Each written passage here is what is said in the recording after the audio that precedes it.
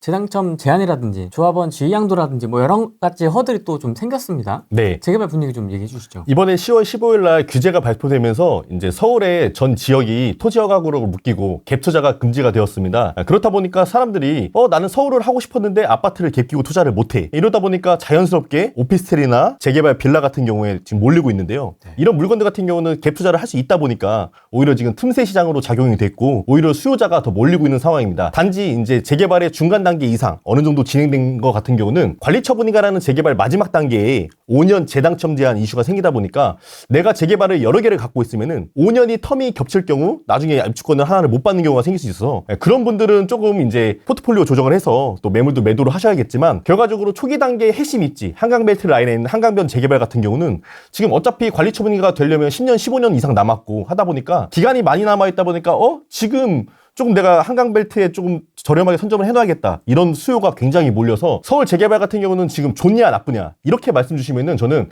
서울 재개발은 지금 안 좋아요 할 수도 있고 서울 재개발은 진짜 뜨거워요 이렇게 두 가지 말을 할 수가 있는데 이렇게 두 가지 뜨거운 말씀을 하는 이유는 결과적으로 서울 재개발 같은 경우는 서울의 외곽 또는 서울 재개발 빌라가 아닌 그냥 일반 빌라 이런 거는 수요가 많이 없어요. 근데 서울의 한강벨트 이렇게 주요 남들이 좋아하는 그런 입지에 있는 재개발 빌라 같은 경우는 10월 15일 날 규제가 나오고 난 뒤에 굉장히 지금 뜨겁습니다. 그래서 지금 내가 만약에 현장에 가서 나는 서울 재개발 빌라 한강벨트 살까 했는데 막상 부동산에 가보면은 거의 문전박대 당하세요. 아, 그 정도입니다. 그 정도입니다. 왜냐면 살 사람은 20명, 30명이 부동산에 몰려 있는데 팔 사람은 없다 보니까 그러니까 부동산에서 빌라를 갖고 있는 재개발 빌라를 갖고 있는 입장에서 요즘에 빌라의 공급도 잘 안 되잖아요. 그러니까 팔 이유가 거의 없는 거예요. 또 뭐 분위기가 지금 뭐 올라갈 것 같고 맞아요. 공급이 없으니 맞아요. 뭐 정비 사업 활성화밖에 없을 것 같으니 이제 안 내놓는구나. 그래서 완전히 지금 서울의 재개발 신라가 초양극화로 찢어지고 있다. 벌어지고 있다. 지금 현장 분위기는 이렇습니다. 아파트가 될 빌라 시장과 그냥 생 빌라 시장이 완전히 진짜 초양극화로. 맞습니다. 그래서 빌라를 투자해서 재개발 투자를 해서 돈을 벌어보신 분 같은 경우는 지금 어떻게든 하나를 더 하려고 하세요. 이거 너무 좋으니까 또 하려고 하시는데 내가 빌라를 투자했는데 뭐 재개발 구역에 포함이 안 됐거나 아니면 너무 낡은 빌라를 사서 뭐 고생을 했다거나 아니면 서울 외곽에 이런 빌라를 사서 시세 차익을 많이 못 거두신 분들은 나는 다시는 절대 빌라 투자 안 해. 이렇게 하시기 때문에 서울 빌라라는 단어가 나왔을 때는 이거 투자자들 사이에서 굉장히 다른 말을 할 것 같다. 두 가지가 다 있구나. 네, 하지만 고기를 맛있게 먹어본 사람은 지금 계속 먹으려고 서울 재개발에서 하는 분들 같은 경우는 계속 지금 이거를 찾고 있습니다. 아, 고기 먹다 체한 사람들은 맞습니다. 다신 고기 안 먹으려고. 맞습니다. 그럼 체한 이유를 알아야 되는데 그분들은 그거를 좀 인정을 안 하려고 하고 그냥 서울 재개발은 안 돼. 서울 재개발은 너무 뭐 오래 걸려. 너무 비싸. 이거 어차피 영원히 안 돼. 이런 식으로 하다 보니까 좀 안타깝죠. 근데 이제 아까 포인트가 하나가 나왔는데 네. 아파트 시장에 지금 토어제가 걸리다 보니 네. 빌라나 오피스텔 시장으로 간다고 하셨잖아요. 네. 근데 빌라나 오피스텔도 주거용 아닌가요? 주거용인데 비아파트다 보니까 비아파트는 지금 투자를 할 수 있게 돼 있어요. 토어제 그러면 상관없습니다. 적용이 안 되나요? 맞아요. 근데 아직도 많은 분들이 잘 착각하고 계신데 빌라도 갭 투자 안 되는 거 아니에요? 이렇게 생각하시는 분 계신데 그게 아니라 실제로 빌라나 오피스텔은 갭을 끼고 전세를 끼고 투자를 할 수가 있습니다. 그렇기 때문에 서울에서 갭 끼고 투자할 수 있는 거는 오피스텔 같은 경우는 일단은 월세 받는 요인이 더 크잖아요. 하지만 재개발 같은 경우는 시세 차익이 기반이다 보니까 그렇다면은 서울 재개발 빌라. 근데 원래 재건축 재개발이었는데 재건축은 아파트 베이스다 보니까 이거는 또 갭 투자가 안 되는데 재개발 빌라는 어떻게 보면은 갭 투자가 가능하니까 내가 제주도에 살고 있어도 부산에 살고 있어도 서울에다가 갭 끼고 투자해야지라는 게 가능해진 상황인 거죠. 아, 빌라는 토어제를 아예 적용을 안 받는군요. 아예 안 받습니다. 그래서 굉장히 지금 틈새로 이거를 아는 분들은 몰려들고 있는 상황입니다. 시세 차익용으로 봤을 때 지금 가장 각광을 받고 있고 사람들이 좋아하고 앞으로 더 많이 몰릴 거는 바로 서울 재개발 빌라다. 이거를 지금 시기에 꼭 주목해야 된다고 말씀드리고 싶습니다. 그래서 또 사신 게 있다 그래가지고. 네, 제가 후레이님과 올해 7월 달에 처음 이제 야외 촬영을 했고요. 그리고 8월 달, 9월 달, 10월 달에 촬영을 하면서 지금 후레이님 앞에서 제가 이제 두 개의 매수를 했거든요. 네. 그래서 후레이님께는 제가 등기부등본도 보여드리고 제가 언제 얼마에 매수를 했고 같이 또 현장도 갔고 그래서 이거를 저는 이제 오늘도 마찬가지로 이렇게 등기부등본을 가져와서 후레이님께 이렇게 인증을 하면서 근데 이 사이에 산 것도 되게 많네요. 네, 이렇게 해서 이제 뭐 몇 개를 산 거예요? 하나, 둘, 셋, 네 개요? 네, 요거는 이제 한강변만 가져왔습니다. 오늘은. 지난번에 제가 후레인TV 출연했을 때는 제 등기부등본을 다 갖고 왔는데 오늘은 그냥 한강변에 있는 제가 소유한 딱 4개만 가져와 봤습니다. 근데 보시면은 제가 올해 7월 달에는 마포에 한강변에 투자를 했고요. 그리고 올해 10월 달에는 광진구 자양동. 네, 자양동에 투자를 하나 더 했습니다. 10월 달이니까 뭐 투자한 지 얼마 안 됐죠. 그래서 잔금도 아직 안 왔어요? 네, 잔금도 아직 안 나와서 이거는 계약서를 갖고 왔습니다.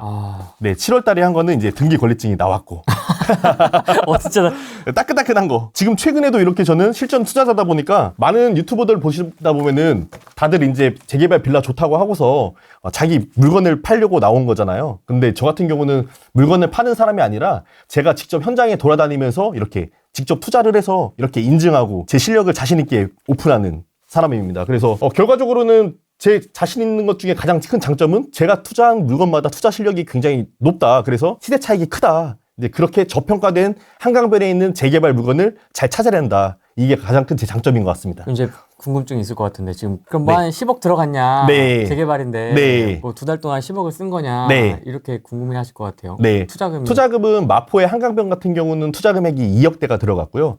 10월 달에 투자한 물건 같은 경우도 투자 금액이 자양동도 2억대가 들어갔습니다. 하지만 여기서 중요한 포인트는 이 매물들이 월세가 껴있어요. 월세가 껴있다 보니까 나중에 월세를 전세로 전환하면은 제 돈이 회수가 되거든요. 네, 그렇다 보니까 투자 금액은 지금 2억대보다 더 줄어들 예정입니다. 월세에 대출 일부 있고 저는 대출 하나도 없습니다. 그럼 월세 플러스 보증금에 네. 나머지 비용이 실투자금이 맞습니다. 2억대라는 거예요? 맞습니다. 투자 금액이 2억대고요. 네, 예. 투자 금액이 2억대가 들어갔고 둘 다. 투자금은 어차피 2억대니까 뭐 4억대인데 나중에는 결과적으로 여기서 월세 50만 원을 보통 전세에 1억으로 잡거든요. 그럼 둘 다 월세를 50만 원 넘게 들어온단 말이에요. 그럼 1억씩은 또 빠지겠죠. 그럼 둘 다 투자 금액이 1억대로 빠지니까 2, 3억 줄어드는 거고 지금 당장 투자 금액이 들어간 건 2억대니까 두 개 합하면은 뭐 4억대 이렇게 투자 금액이 들어갔습니다. 모아타운 같은 경우는 조합 설립인가 이후에는 거래가 안 되기 때문에 네, 그 전에 이제 투자는 가능하고 모아타운 같은 경우는 조합 설립인가 되면은 그게 안 됩니다. 근데 이제 모아타운의 또 장점은 조합 설립인가부터 지위 양도가 안 된다는 건 있지만 모아타운의 또 장점은 뭐냐면은 관리 처분인가 5년 재당첨 제한을 받지 않아요. 그 내가 신소통합을 여러 개를 갖고 있다 보면은 이게 5년이 겹칠 수가 있잖아요. 네. 그러면 두 개는 그 중에 하나는 팔아야 되는 거잖아요. 예. 근데 이 모아타운 같은 경우 중간에 하나를 껴놔요. 그러면은 신소통합하고 모아타운하고 신소통합하면은 또 이게 텀이 상관없는 거예요. 모아타운은 포함이 안 되니까. 그러니까 내가 여러 개를 저는 보유하고 있지만 그 제가 자양동을 이번에 투자한 거는 처음으로 제가 모아타운 투자했거든요. 저는 지금까지 투자한 모든 재개발 상품은 신소통합인데 자양동을 투자한 이유도 약간 그런 이유도 있습니다. 내가 이거를 언제 팔지는 모르지만 길게 가져갔을 때 어차피 모아타운은 재당첨 제한이랑 상관이 없기 때문에 이거는 또 이런 장점이 있다라고 생각을 했습니다. 그리고 자양동이 아직도 2억대가 남았네? 라는 거는 너무 저한테 신선했어요. 전 앞으로 자양동이 굉장히 더 비싸질 거라고 보는 사람이기 때문에 저렴할 때 사야 된다. 라고 생각해서 그러니까 올해 저는 최근에 4개월 사이에 한강변에 2개를 투자했지만 이 2개를 투자할 마음이 없었어요. 저는 어차피 4개를 보유하고 더 이상 투자할 생각이 없었는데 올 여름, 봄, 여름부터 이 서울 재개발 시장의 물건들을 제가 봤다 보니까 심상치 않아요? 심상치 않아요. 이게 언론이랑 제가 직접 현장에서 물건 받는 거랑 너무 달라요. 그러니까 언론에서는 뭐 재개발 빌라 뭐 물건 없다 뭐 이런데 제가 느끼는 거는 야 이거 이 정도면은 서울 빌라 재개발 초기 단계 이거 핵심지 한강벨트 라인 이거 굉장히 많이 비싸지겠는데? 왜냐면은 이게 올라가는 게 저는 보이니까 이거는 지금이라도 빨리 사야 된다. 이거는 너무 심각하게 올라갈 것 같다. 저는 이걸 현장에서 직접 피부로 느끼고 있습니다. 그러니까 아파트 시장은 뭐 엘리트라든지 강남의 핵심 지역 아파트들은 시세가 찍히니까 정확하게 찍혔으니까 그걸 보고 해서 기사를 통해서 대중들이 많이 알게 되는데 사실 이 재개발 시장은 그렇진 않잖아요. 약간 깜깜이라는 부분들이 좀 있지 않습니까? 그러다 보니까 이게 연초 대비 얼마가 올랐는지 좀 확실히 좀 피부에 안 와닿는 경우도 좀 있고. 재개발 빌라의 장점이 그런 정보성의 비대칭은 심하다 보니까 예를 들어서 뭐 원룸을 사야 될지 투룸을 사야 될지 몇 년 노선을 사야 될지 땅은 몇 평짜리 사야 될지 그러니까 다 다르다 보니까 어떤 게 좋은지를 사람들은 구분할 줄을 모르세요. 일반 사람들은. 그러다 보니까 저는 오히려 그 틈에서 기회가 있다고 보는 건데 제가 지난주에 한 분을 상담하는데 제가 이제 자양동을 10월 달에 투자를 했잖아요. 근데 이제 저한테 상담을 하는데 한 분이 저한테 도사님 저 지난주에 뭐 자양동을 투자했어요 라고 해서 딱 상담 앉자마자 그 말씀을 하시는 거예요. 그래서 샀네. 산 거예요. 그래서 제가 저도 투자를 했으니까 최근에 반갑잖아요. 그래서 저도 자양동 투자했어요 하니까 그분이 저는 어디 근처에 투자했어요 이렇게 하더라고요. 저도 그 근처거든요. 그래서 같은 데를 투자한 것 같다. 이래서 그러니까 보니까 투자 금액이 얼마 들어가셨어요 하니까 투자 금액도 싸요. 싸고 투룸이고 이 가격대에 나올 수가 없는데 싸길래 저는 자양동의 재개발 빌라 매물 시세를 거의 다 알고 있거든요. 특히 자양동뿐만 아니라 한강벨트 라인의 초기 재개발이 얼마에 지금 팔리고 얼마짜리 매물이 나오고 이런 데이터가 저는 다 알고 있어요. 왜냐면 저는 밥 먹고 그것만 하니까. 근데 이 사람이 산 거는 내가 받지 못한 굉장히 좋은 매물이었던 가격인 거예요.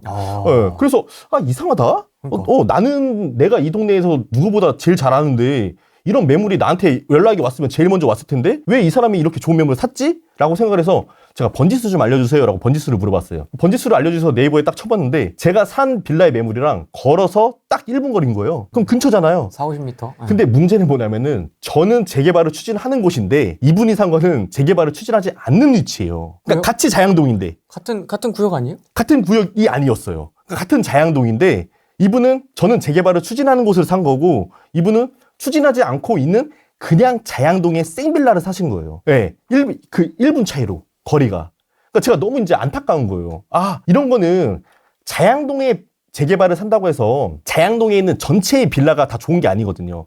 이게 만약에 아파트라고 가정을 했을 경우는 자양동의 아파트는 가격이 같이 올라가고 같이 떨어진단 말이에요. 그러니까 어디 아파트를 사더라도 어차피 같이 올라가고 같이 떨어지니까 흐름을 같이 보이는데 이 빌라 같은 경우는 자양동이라고 해서 다 좋은 게 아니라 자양동 중에서 몇 번지냐 이게 굉장히 중요한 거거든요. 그러니까 결과적으로 제가 이거는 재개발이 될 수 없는 땅에 위치한 자양동의 빌라다. 그러니까 자기는 자양동이 너무 갖고 싶었대요. 그러니까 자양동에 본 거는 좋은데 자양동 중에서도 해야 될 빌라가 있고 하지 말아야 될 빌라가 있는데 그거를 사시면은 어떡하냐. 그러니까 유튜브로 봤는데 무료 세미나를 참석을 해서 거기서 물건을 찍어줬고 누군지 알 것 같아. 심지어 뭐 거기를 3-4번을 갔는데 그분이랑 3-4번을 봐서 좀 친해졌대요. 그러니까 뭐 비용은 받았냐니까 비용은 또 안 받았대요. 근데 요즘에는 또 뭐 무료 세미나 하면은 사기라고 막 이런 인식이 있다 보니까 또 뭐 3만 원, 5만 원 뭐 받고 하는 분들.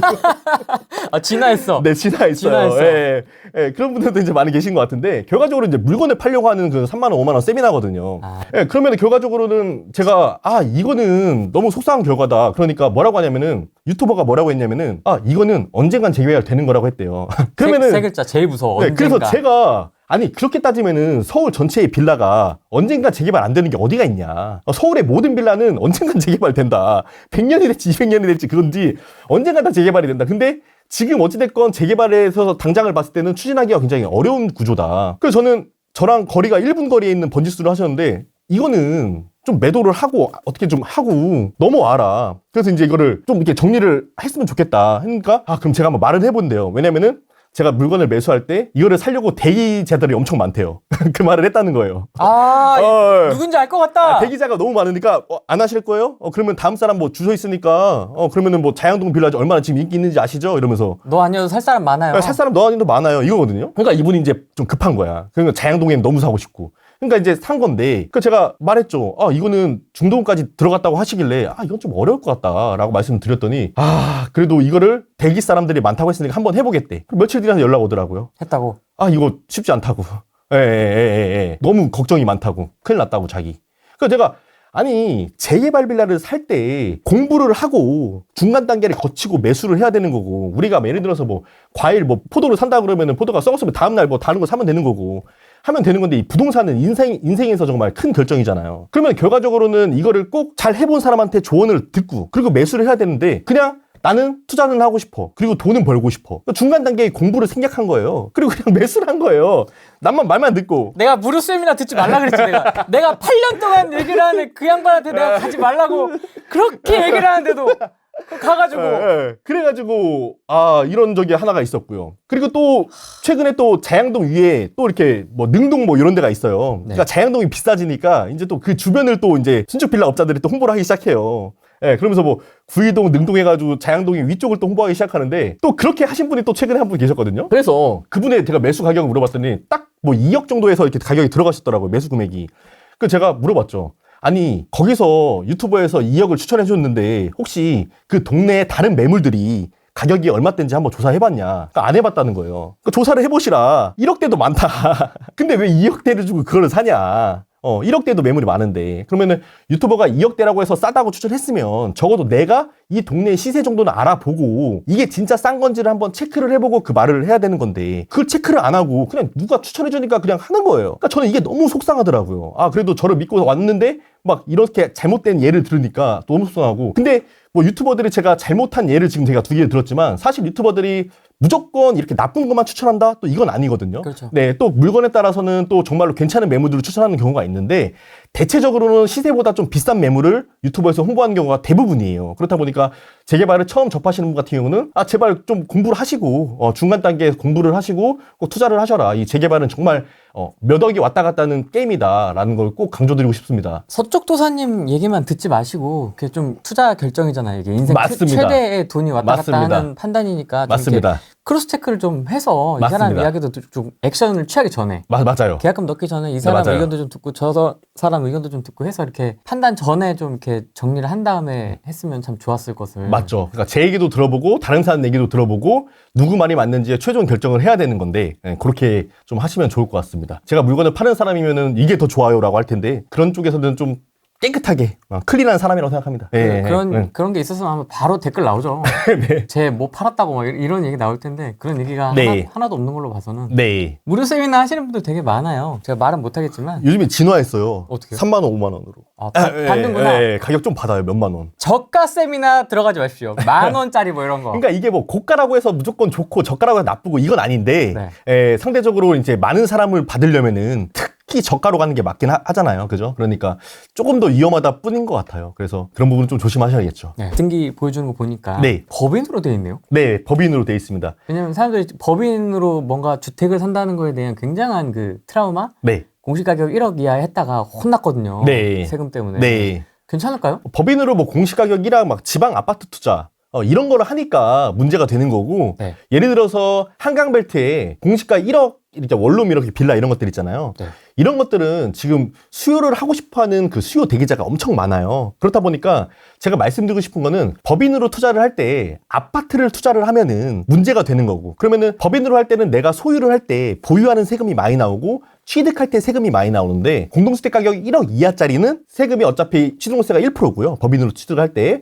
그리고 만약에 공동주택 가격 1억 이상짜리는 취득세가 12%인데 제가 이번에 마포 한강변에 투자한 물건 같은 경우는 공동주택 가격 1억 이하다 보니까 취득세를 1%로 냈고 자양동에 지난달 투자한 물건 같은 경우는 결과적으로는 공동주택 가격이 1억이 넘어요. 그래서 결과적으로 12%를 냈거든요. 근데 12%를 내더라도 매매 가격이 작다 보니까 12%를 내도 그렇게 큰 금액은 아니에요. 근데 만약에 내가 10억짜리 아파트를 산다. 근데 취득세 12%다 하면은 1억 2천이니까 너무 비싸죠.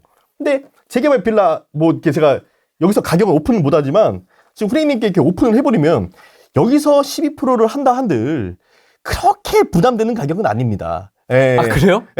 꽤 큰데요? 왜냐면은 오픈을 해서 이제 3천 얼마잖아요. 3천 얼마인데 어차피 제가 투자를 해서 지금 재개발 투자를 한강변에서 뭐 몇 천만 원 벌려고 하는 거 아니거든요.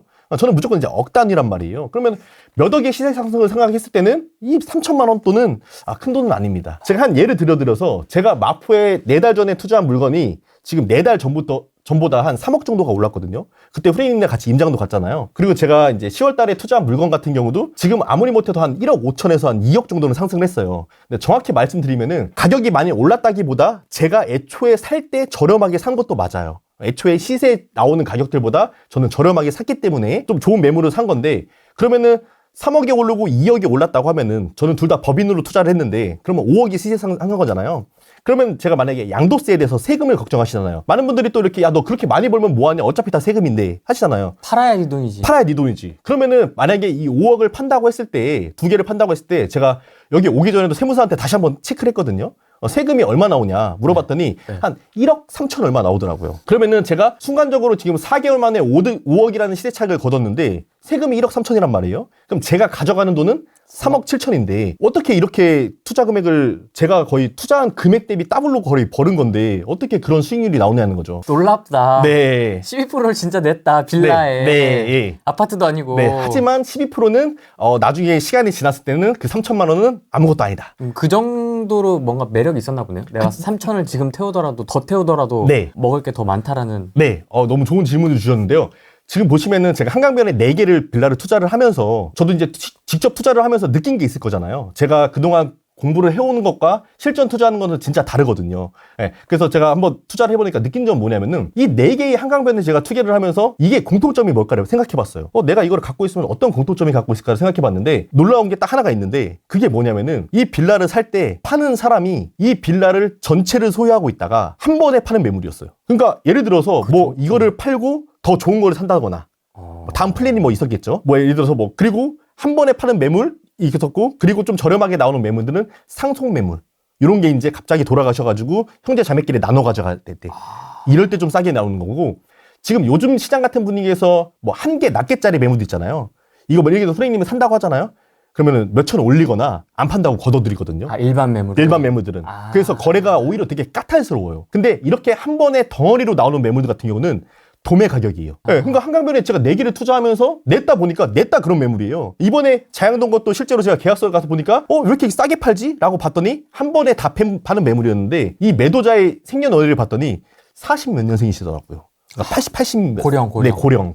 이제 정리를 해야 될 때가. 네, 정리할 때라서 그냥 한 번에 이게 이 정도 먹었으면 됐다. 그러면 그게 다 다세대였을 거 아닙니까? 네, 다세대를. 그 다세대를 본인이 혼자 갖고 있었던 네, 거예요? 맞아요. 다 월세 받고 있었던 거죠.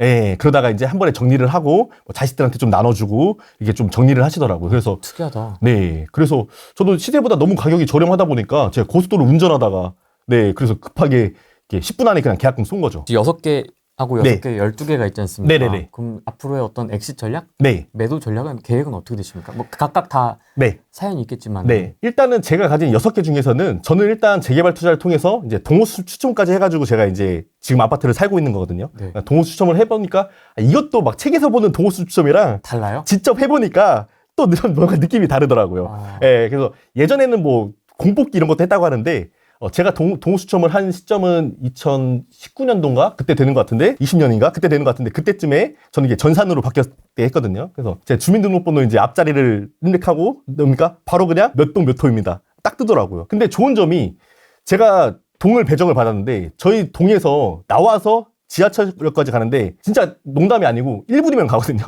이게 무슨 말이냐면은 조합원이다 보니까 그 아파트 중에서도 제일 좋은 동을 이제 준 거예요. 근데 일반 분양자들은 뒷동, 지하철이랑 먼 동. 근데 저는 지하철 바로 앞에 1분 거리 동. 그러니까 이런 것들도 남들은 청약에 당첨되려고 엄청 노력을 하는데 내가 미리 그 땅을 갖고 있으면은 좋은 동을 배정받으니까 너무 좋더라고요. 그래서 그렇게 해서 지금 신축 아파트에서 거주를 하고 있고 10년 뒤에는 사실 제가 이제 그 영등포 시장에 상가를 2개 갖고 있는데 그게 지금 재개발의 중간 단계예요. 조합 설립 인가 단계다 보니까 여기로 이사를 가야겠다라고 생각을 해서 10년 뒤에는 이제 이쪽으로 이사를 가고 생각을 했고요. 그때 보여드렸죠, 저희가? 네, 영상으로도 한번 보여드렸고 그리고 또 이제 또 10년 뒤에는 제가 이제 자양사동의 한강변으로 네, 그때 한번 거기를 가야겠다라고 해드렸는데 그러려면은 또 추가 분담금이 많이 나올 거잖아요.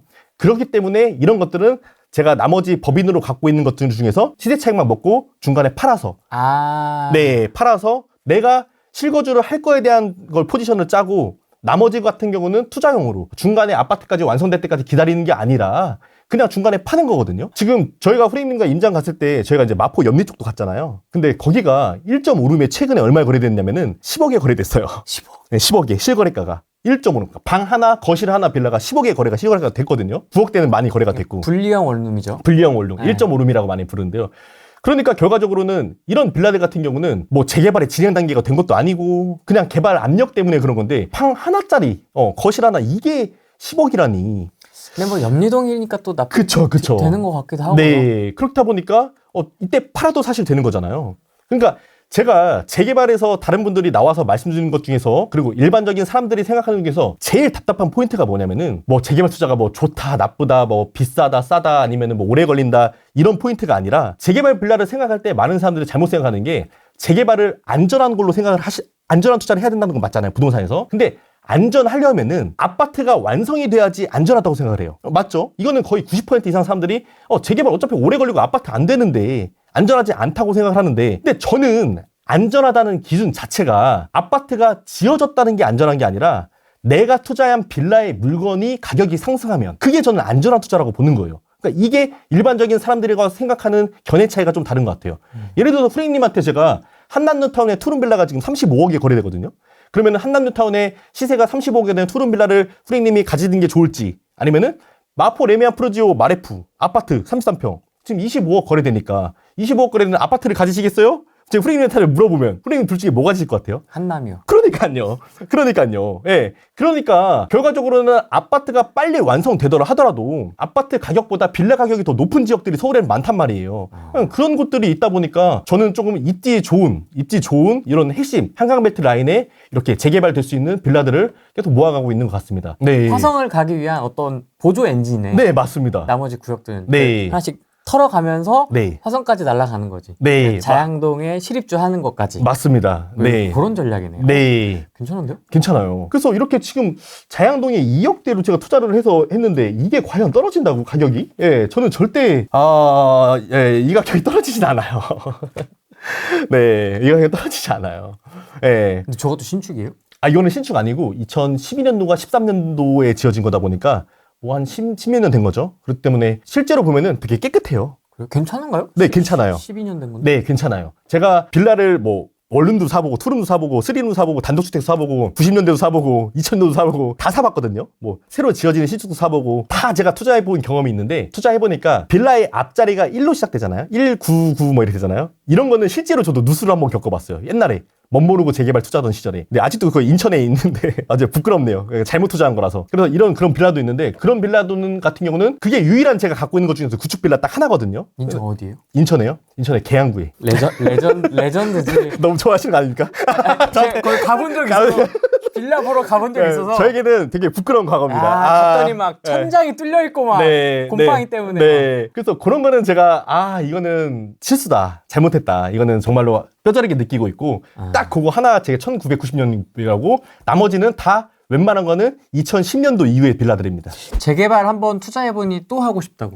이거는 투자해서 수익을 내보신 분. 네. 저 같은 사람. 그러면 또 하고 싶어요. 계속. 근데 재개발 투자를 해서 한번 물려보거나 네. 한번 대어보면은 재개발 다시는 이제 그 동네도 가기 싫고 네. 절대 투자하고 싶지 않아요. 관악구 난곡동. 네. 빌라요. 잘 모르는 동네입니다. 관악구 난곡동 빌라 같은 경우는요. 그러니까 결과적으로는 이제 주변에 아파트 가격이 비싼 동네는 아니거든요. 네. 네. 그렇다 보니까 결과적으로는 초기 단계 개발이 뭐 1억에서 왔다 갔다 하는 빌라들이 많아요. 투자 금액이 1억 이하짜리도 있고 1억대도 있고 1억대라고 하면은 동작구도 있고 광진구도 지금 투자를 할 수가 있거든요.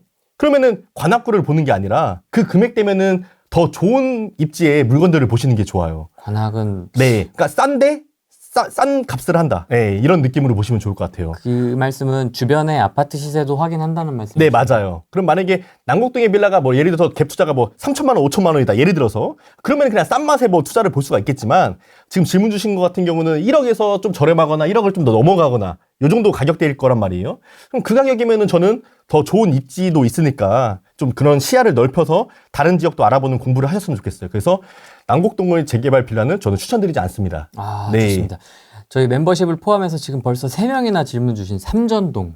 삼전동. 삼전동 같은 경우가 지금 이쪽에 보시면은 요즘에 초기 재개발이라고 해서 새롭게 뜨는 곳이 잠실과 삼전동 라인인데요. 네. 결과적으로 송파가 너무 이슈가 많이 되잖아요. 그러다 보니까 너무 많이 올라서. 그렇죠. 지금 너무 많이 올라서 잠실에 대해서 이렇게 많이 좋아졌는데 인식 자체가 결과적으로 잠실 쪽에서는 이 밑쪽에 삼전역을 기점으로 해서 잠실 본동 왼쪽과 이쪽 위에가 여기가 이제 재개발 뭐 이렇게 얘기가 나와서 가격대가 이제 형성이 되는 거고요. 삼전동 같은 경우는 삼전역 오른쪽 밑에 하단이건 여기를 이제 삼전동이 재개발로 말을 하거든요. 네.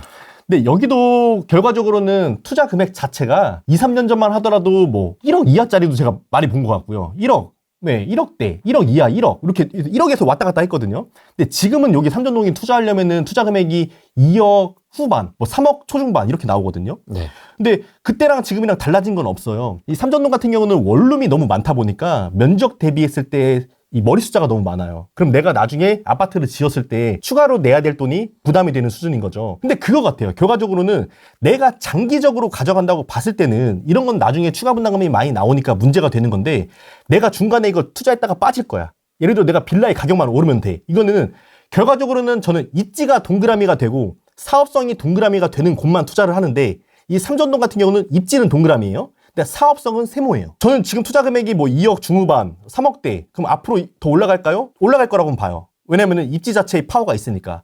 근데 이거를 장기간으로 끌었을 때는 어느 정도 한계가 있다라는 거는 꼭 아셨으면 좋겠습니다. 근데 지도상으로 볼 때는 네. 삼전동이나 네. 잠실 본동이나 네. 그냥 엇비슷해 보이거든요. 네. 근데 왜 저쪽이 좀 더 선호되는 거예요? 여기가 이제 잠실 본동이라고 해서 메이커가 앞에가 이제 잠실이 붙고요. 이쪽에 보시면은 아무래도 여기가 잠실 종합운동장이다 보니까 이 블럭 하나 차이로 해가지고 아무래도 더 가깝잖아요. 예, 그러니까 결과적으로는 이제 아시아 선수촌 다음으로는 여기다 보니까 이 블럭 차이 걸어서 뭐 5분 거리긴 하지만 그래도 이쪽 잠실 본동을 더 많이 이제 메이커를 선호하시죠. 여기도 소형 원룸이 있을 거 아니에요? 여기도 소형 원룸이 드물어요. 아, 그래요? 네, 드물어요. 아, 많이 없습니다. 차이가 있긴 하구나. 네. 그럼 여기도 사업성은 세모예요? 잠실 본동도 세모예요. 근데 아, 저는 투자를 하려면은 삼정동보다는 장기적으로 봤을 때 이 잠실 본동이 더 좋게 보고 있습니다. 예. 왜냐면은 뭐가 질라 했을 때 당연히 이쪽을 더 선호하죠. 입지가 아무래도 더 좋은 입지인 건 맞으니까. 노량진 뉴타운과 목동 신시가지. 목동 신시가지. 이것도 질문 진짜 많이 나옵니다. 네. 제가 이제 양천구 사람이다 보니까 네.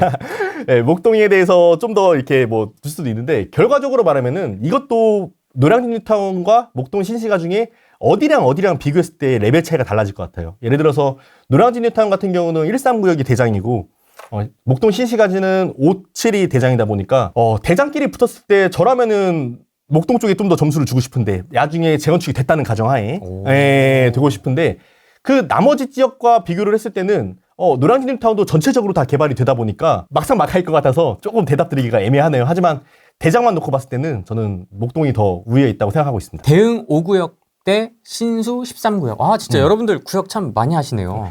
마포에 대흥 5구역이 있고요. 네. 대흥 5구역 같은 경우는 이제 위치가 어디냐면은 네. 한번 화면을 띄워주시면은 네. 지금 여기가 이제 아이언 뉴타운이에요. 네. 아이언 뉴타운 우리 들어보셨죠? 네. 지금 마포 하면은 이제 아이언 뉴타운이 제일 핫한 건데 뉴타운이라는 정의가 아파트가 여러 개가 개발이 돼가지고 하나의 신도시 마을을 형성한다는 그런 의미인데요. 보시면은 이제 이대역, 이화여대 있고 오른쪽에 이제 아이언역이 있습니다. 아이언역이 있고 아래쪽에 내려보시면 이제 공동역이 있어요. 네. 공동역 같은 경우는 마포에서 가장 대장역, 가장 핵심 입지 있는 역이고 실제로 공동역을 가보시면 강남 뺨치죠. 고급 일자리, 고급 빌딩들이 양쪽으로 쫙 있어서 번쩍번쩍하죠. 번쩍번쩍합니다, 진짜. 그리고 이쪽에 왼쪽에 보시면 대흥역, 이렇게 사각형을 우리가 이제 아이언 뉴타운이라고 하는데요. 네. 이 아이언 뉴타운 중에서도 보시면은 이 대흥역과 공동역 여기가 가보시면 실제로 가보시면 평지거든요. 마포 사람들은 아이들이 크면은 보통 이제 목동이나 대치로 이사를 많이 갔어요. 근데 그 이유가 마포는 이제 학원가가 없어가지고 저도 이제 초등학교 자녀를 키워보니까 알겠는데 초등학교는 일찍 끝나거든요. 그럼 일찍 끝나면은 이제 아이들이 뭐 할 게 있어야 되는데 할 게 없으면은 뭐 집에 와서 TV 보거나 아니면 뭐 핸드폰 게임하거나 이거밖에 없잖아요. 아니면 제가 같이 뭐 새가를 놀아주거나 그건데 그렇다 보니까 학원을 보내서 좀 이렇게 할 수 있는 걸 만들어야 되는데 마포에 학원이 없다 보니까 마포 사람들이 목동이나 대치로 이사를 많이 갔는데 지금 이 대흥역 주변으로 이 대흥역 주변을 실제로 가보시면은 학원가들이 생기고 있어요. 계속. 그래서 마포에 학원가가 생긴다 혹시 이런 뉴스 기사 혹시 본 적 있으세요? 네. 거기가 바로 이 대흥역 주변이거든요. 그렇다 보니까 이 대흥역에서 이 공동역 주변으로 실제로 학원가들이 많이 형성되고 있어서 그러니까 사람들이 이 주변에 지금 이제 아파트 가격이 올라가는 거고 그렇다 보니까 마포에서 마포 프리스자인 아파트가 여기 있는데 이 아파트가 29억 5천까지 실거래를 찍었고 실제로 네. 그리고 30억이 넘어간다 마포가 이제 이 얘기 할 것 같아요. 우리가 뭐 마포 20억 넘었을 때 말도 안 된다. 마포가 무슨 20억이냐 이랬는데 지금은 여러분 마포가 이제 30억 시대가 왔습니다. 이제 29억 5천이니까 사실상 왔다고 저는 보고 있고요. 그렇다고 하면은 아까 질문 주신 대흥 5구역의 위치가 어디냐면은 이 아이언 뉴타운에서 길 하나를 건너서 이쪽이에요. 여기는 표시가 안 돼 있나? 네, 여기는 이제 초기 단계다 보니까 여기가 대흥 5구역이고요. 좋다. 네, 위치가 좋죠. 이대역에서 걸어서 5분 거리고요. 마포 프리자이도 어차피 걸어서 5분 거리니까. 근데 마포 프리자이도 어쨌든 가격이 많이 비싸잖아요. 그러니까 대흥역도 좋은데 그럼 여기서 문제는 뭐냐면은 마포 프리스자이는 이 아이언 뉴타운 안쪽에 위치하고 있는데 네. 대흥역은 이 도로 차이로 해서 밖이란 말이에요. 네. 그러면은 이 도로 하나 차이로 갈리는 게 부동산 가격이다 보니까 이 대흥 5구역이 괜찮을까라는 걸 생각해 볼 수가 있단 말이에요. 그러면 때는 이 도로 밖에 있는 바로 위에 마포 그랑자이라는 아파트를 보시면 되는데 얘가 지금 시세가 27억 실거래를 찍은 아파트거든요. 실제로 봤는데 웅장하던데요. 웅장하죠. 아, 멋집니다. 밤에 그 네온 사인도 멋있고, 네. 예, 그래서 실제로 가보시면 고급스러운데 여기가 살짝 이제 언덕배기는 있죠. 예, 그게 조금 아쉽긴 한데 굉장히 웅장한 아파트인데 그러면 이 아파트의 바로 밑에 있잖아요. 네. 그러면은 결과적으로 말했을 때는 아이언 뉴타운에 포함되지 않더라도 대흥 5구역 같은 경우는 나중에 아파트가 지었을 때 굉장히 비싸겠다라는 게 있는 건데요. 대흥 5구역 같은 경우는 이제 지역택 조합이라는 이슈가 있어요. 예, 그래서 요거를 추진한다고 해서 약간 이런 문제가 있었는데 바로 대응 5구역 옆에 염리 4구역이 있는데요. 네. 염리 4구역은 지금 정비구역 지정이 얼마 전에 됐거든요. 몇 달 전에. 근데 여기도 지역주택조합 이슈가 있었어요. 염리 4도. 근데 결과적으로는 제가 봤을 때 요즘 사람들이 되게 좀 똑똑해졌어요. 스마트해졌어요. 그러니까 지주택을 옛날 같은 경우는 막 속여서 팔고 했는데 지금은 지주택 하면은 원수한테 추천하는 거다. 약간 이렇게 해서 많은 사람들이 이제 인식을 하기 시작했죠. 그러다 보니까 염리 4구역도 결과적으로는 지주택이 이제 어떻게 보면 좀 밀어내고 네. 민간 재개발로 이제 구역 지정이 된 거거든요. 그럼 이걸 맞은편에서 대응 5구역도 지금 보고 있단 말이에요. 근데 염리 4구역에 지금 원룸 빌라가 10억이 넘어서 지금 매물이 나와요. 예. 원룸 빌라가 여러분. 방 한 칸짜리 빌라가 10억이 넘어서 나오는데 그러니까 대응 5구역도 어떻게 생각되겠어요? 야, 여기 바로 이웃인데 우리랑 걸어서 진짜 뭐 3분 5분 거리인데 우리랑 같은 동네인데 너네도 지주택했고 우리도 지주택했는데 너네 이렇게 가격이 비싸? 그럼 우리도 하고 싶을 거잖아요. 그래서 대응 5구역도 결과적으로는 지금 민간 재개발을 하고 있고 저는 장기적으로 좋다고 봐요. 대응 5구역이 굉장히 좋다고 보는데 조금 아쉬운 포인트는 뭐냐면 제가 7월 달에 훈행이 TV에 나와서 마포 임장하면서 그때는 대응 5구역이 투자 금액이 3억 초반 중반이면 샀어요. 그때는 지금 뭐 4달밖에 안 됐잖아요. 근데 지금은 대응 5구역에 투자하려면은 저한테 부동산들 연락 오는 게 최소 투자 금액이 한 4억 중반이에요. 그러니까 순간적으로 가격이 한 1억에서 1억 5천 정도 뛰어버렸거든요. 그래서 그런 게 조금 아쉬워요. 근데 아직도 4억대다 보니까 그래도 저는 나쁘지 않다고 봐요. 장기적으로. 그래서 4억대 괜찮다고 보고 있는 건데 아까 대응 5구역이랑 신수 13구역을 질문 주셨는데 신수 13구역 같은 경우는 대응 5구역에서 걸어서 15분 정도 밑으로 내려오면은 대응역의 아래쪽에 마포 세무서가 있는 곳인데요. 지금 보시면은 아이뉴타운을 실제로 가보시면은 언덕베이가 심한데 이 대응역에서 아래쪽을 내려보면 평지거든요. 저희가 신수동 임장했을 때도 수리님도 신수동이 도대체 어디요? 막 이랬었잖아요. 좀 낯설다고 말씀 주셨잖아요. 어디요? 예. 근데 여기가 이제 가보셔서 아시겠지만은 굉장히 평지고 좀 조용하고 깔끔하잖아요. 마포 세무서 이제 아래쪽이 여기가 신수 13입니다. 그러면 입지를 봤을 때 저는 장기적으로 봤을 때 대응 5가 좋냐 신수 13이 좋냐 하면은 저는 신수 13이 좋다고 봐요. 왜냐면은 한강 가깝고요. 경의선 숲길 있고 평지이고 대응역 가깝고 더 이제 여기가 초중고도 몰려있고 학원가가 가깝다는 더 이슈가 있고 하다 보니까 하지만 지금 보시면은 마포 프레시아이 아파트 옆에 신축 아파트가 있으니까 지금 여기가 관건이 되는데 향후 미래 10년 20년 뒤를 봤을 때는 여기 신수 13구역이 저는 대응 5구역보다 지금도 더 좋은 입지인 거 맞고 그리고 사업성을 검토할 때도 조합원 수 숫자 대비 면적 대비를 봤을 때도 신수 13구역이 더 나아요. 대응 5가 좋냐 신수 13구역이 좋냐라고 물어보시면은 저는 둘 중에는 신수 13구역이 더 낫다고 저는 보고 있습니다. 네, 앞에 단지들이 있는데도 한강뷰가 나오나 보고. 이럴 때는 결과적으로는 내가 이 라인에서 있는 아파트들의 가격이 얼마인가를 보면 좋은데요. 여기 보시면은 이 신수 13구역이 지금 위치가 여기인데요. 이 좀 비슷한 라인이라고 볼 수 있는 조금 뭐 차이가 나긴 하지만 그래도 이렇게까지 있기 때문에 마포 리버힐 아파트가 있잖아요. 얘가 2015년도에 지어진 아파트고 얘가 한 500세대밖에 안 돼요. 면적이 좀 작거든요. 작은 아파트인데도 얘 실거래가가 지금 얼마냐면은 지금 한 25억 정도 찍혔거든요. 그러면은 결과적으로는 마포에서 신축 새 아파트 제일 비싼 게 29억 5천. 그게 여기에 있고요. 근데 한 5억 정도는 싸지만 구축이라 그러나? 준신축인가요? 한 10년 지났으니까. 준신축? 네, 근데 세대수가 워낙 작으니까. 그랬기 때문에 제가 봤을 때 향후에 여기서 대단지가 1000세대가 들어온다고 하면은 뭐 30억짜리라고 보고 있습니다. 마포에서. 여기는 지금 매매 거래가 어느 정도 됩니까? 여기는 신십삼 같은 경우는 여기도 마찬가지로 저희가 4개월 전에 투자를 했을 현장에 갔을 때 그때만 하더라도 투자 금액이 2억대 후반 3억대. 지금은 3억대 후반 4억대 중반. 그러니까 또 가격이 많이 올랐죠. 지금 몇 개월밖에 안 됐는데 그래서 제가 지금 서울 재개발 시장의 물건들을 보면서 지금 조금 큰일 났다. 이거 진짜 서울의 빌라가 생각보다 가격이 많이 오르고 있다라고 지금 저는 보고 있는 것입니다. 신수 13은 이번에 신소통합 동의서를 한 두세 달 만에 70%를 넘어서 제출을 해버렸어요.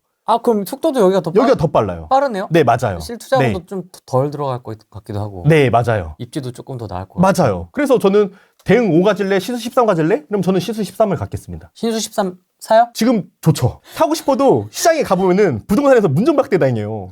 예, 매물이 너무 없다. 이러니까. 저는 이제 한강벨트에 있는 재개발에 특히 관심이 많다 보니까 요즘에 진짜 너무 물건이 많이 없습니다. 원효로 효창동, 청파동, 용산. 네. 용산 얘기 나와야죠. 네, 용산. 지도로 놓고 봤을 때 용산 공원에서 오른쪽이 이제 확실히 하이엔드.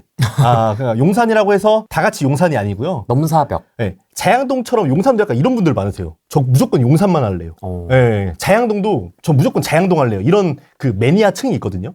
용산도 무조건 용산 할래요. 이런 분들이 계시는데 이런 분들이 조심하셔야 될 게 용산도 급이 되게 달라요. 그러니까 용산이라고 무조건 좋은 게 아니라 용산에서 좋은 데가 있고 안 좋은 데가 있는데 그 기본 베이스는 당연히 용산 공원을 놓고 오른쪽에 여기는 정말 좋은 동네고요. 네. 용산 오른쪽을 보면은 여기에서 지금 여기 보시면은 와 여기 바로 됐네요. 왜냐면 여기가 한 이틀 전에 그 선정이 됐거든요. 아파트 실거래가 아실이 되게 빨리 반영을 시키네요. 이틀 전에 선정이 됐는 신도토함이 선정된 곳이거든요. 여기는 이제 한남뉴타운이고 한남뉴타운에서 여기서 언덕배기를 올라가면은 이태원 1구역이라는 곳이 나오는데 지금 여기가 이렇게 됐거든요. 아 여기를 보면 또 할 얘기를 드릴 게 있는데 네. 유튜브가 이 주변에도 빌라를 많이 분양을 했어요. 이태원 용산 좋다. 와. 근데 이번에 구역에서 빠졌어요. 그러니까 진짜 조심하셔야 돼요. 그러니까 내가 이태원에서 투자를 하시더라도 이 구역 안에 들어가는 물건의 번지수를 투자를 하셔야 되지 바로 걸어서 이건 1분도 아니고 그냥 10초 거리예요. 10초 거리. 제가 지금 어디라고 언급하기는 좀 조심스러우니까 바로 붙어있는데 지금 거기 유튜버가 분양한 빌라만 지금 뺐거든요. 그러니까 추진하는 입장에서 약 오르는 거야. 아, 너네 유튜버들 자꾸 이렇게 신축 분양하니까 너네 한번 당해봐라. 그러니까 지금 거기만 지금 딱 뺐어요. 제가 봐도 일부러 뺀 것 같아요. 그러면은 유튜버 말만 듣고서 투자를 했는데 이태원 1구역이 신도토함에 선정이 됐어. 근데 내 빌라 위치를 봤더니 빠졌어. 예, 빠졌어요. 예. 그러니까 유튜버 말만 듣고 이 투자하신 분들 어떡하냐고요. 예, 예, 예. 뭐 된 거죠. 그렇죠. 뭐 된 거죠. 그러면 또 유튜버도 이렇게 하겠죠. 나중에 또 편입될 수도 있고. 안 되면 어떡할 건데요. 예, 예. 막상 소유주 입장에서는 진짜 똥줄 타죠. 큰일 나죠. 그러면 이런 걸 살 때도 이렇게 네. 빠지지 않을 만한 데를 좀 골라야 되겠네요. 맞아요. 네, 맞아요. 당연히 추진하고 있으면은 가능한, 예를 들어서, 지금 여기 보시면은 뭐, 가운데. 네, 이름이 뭐예요? 어린이집?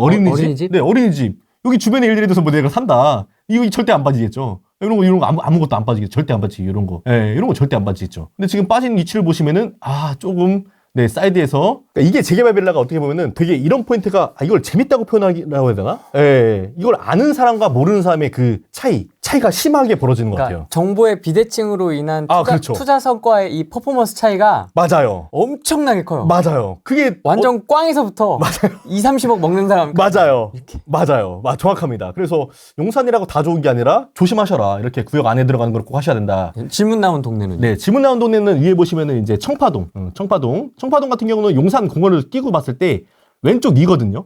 그럼 용산에서는 상대적으로 좀 입지가 떨어져요.